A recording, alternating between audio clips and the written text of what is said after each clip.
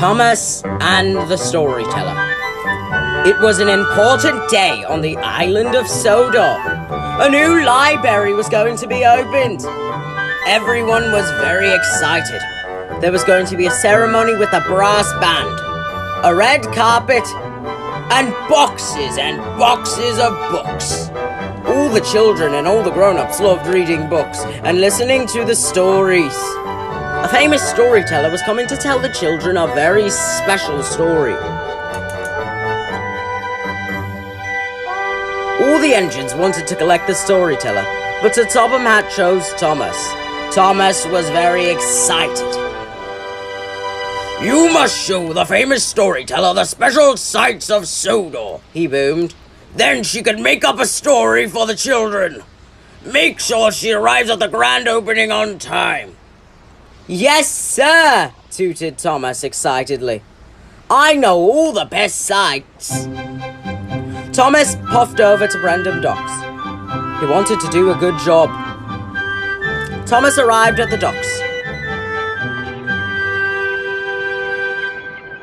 He looked up, down, left and right and all around for someone famous, but all he could see was a lady with a notepad and a big box of cookies.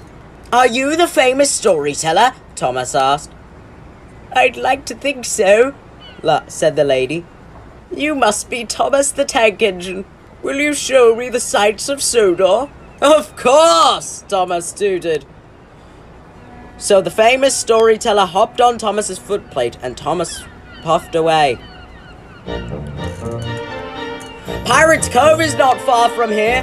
I shall take you there first," whistled Thomas. Pirate's Cove was full of caves and secret tunnels. Legend had it that pirates used to bury their treasure there.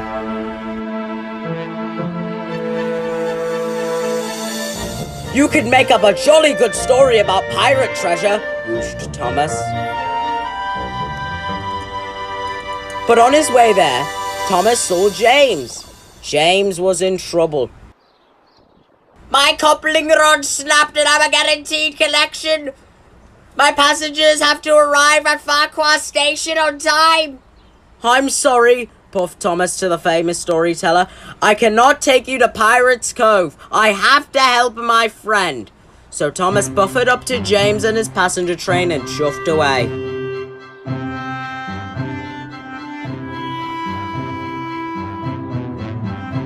"Thank you, Thomas."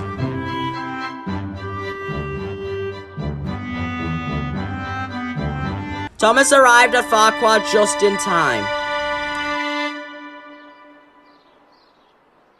"The ruined castle is just over the hills," said Thomas to the famous storyteller. "I will take you there now." Thomas puffed as fast as he could.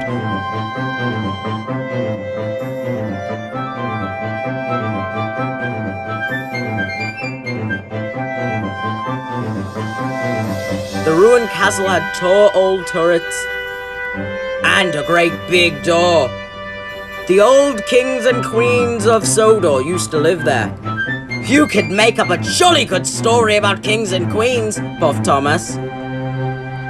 But on his way there, Thomas saw Emily on a siding. She was looking sad. She was taking coal to the station, but her whistle had broken. It wasn't safe to work without it. "I'm sorry," puffed Thomas to the famous storyteller. "I cannot take you to the ruined castle. I have to help my friend." So Thomas buffered up to Emily and took her to the station. "Thank you, Thomas," cried Emily.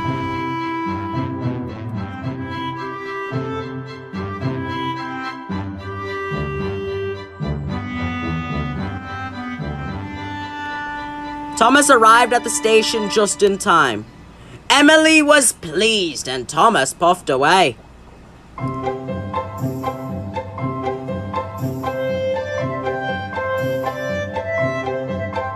"The high heavens of Sodor is not far from here," chuffed Thomas. "I will take you there now." He remembered that the high heavens of Sodor were magical and contained angels and demons. "You could make up a jolly good story about engines and demons." But on his way, Thomas saw Percy. Percy was in trouble. A river had flooded its banks. Percy was up to his buffers in water and his firebox had gone out. "I am so sorry," whistled Thomas to the famous storyteller. "I cannot take you up to the high heavens. I have to help my friend." Slowly, Thomas chuffed into the water. The water came right up to his foot plate.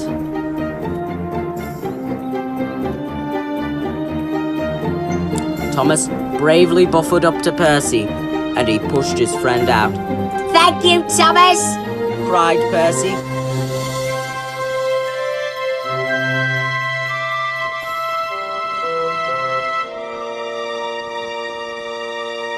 By now, it was time to go to the grand opening, and Thomas was late.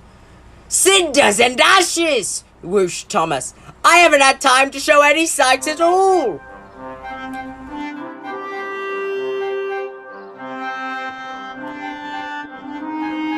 Thomas arrived at the new library station. Sir Topham Hatt was waiting.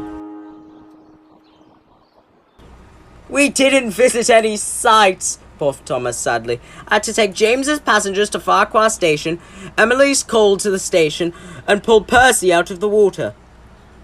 "But it's a wonderful idea for a story," cried the famous storyteller. "I shall write about your day, Thomas, and how you helped your friends." She was very excited and Thomas was delighted. The famous storyteller cut the red ribbon in front of the new library. She declared it open. Then the children and all the engines listened as the famous storyteller told them the story of her wonderful adventures with Thomas and his friends on the magical island of Sodor. There once was a tank engine called Thomas. He was a blue tank engine. He was a quite cheeky and clever engine. One day, he had to pick up a famous storyteller.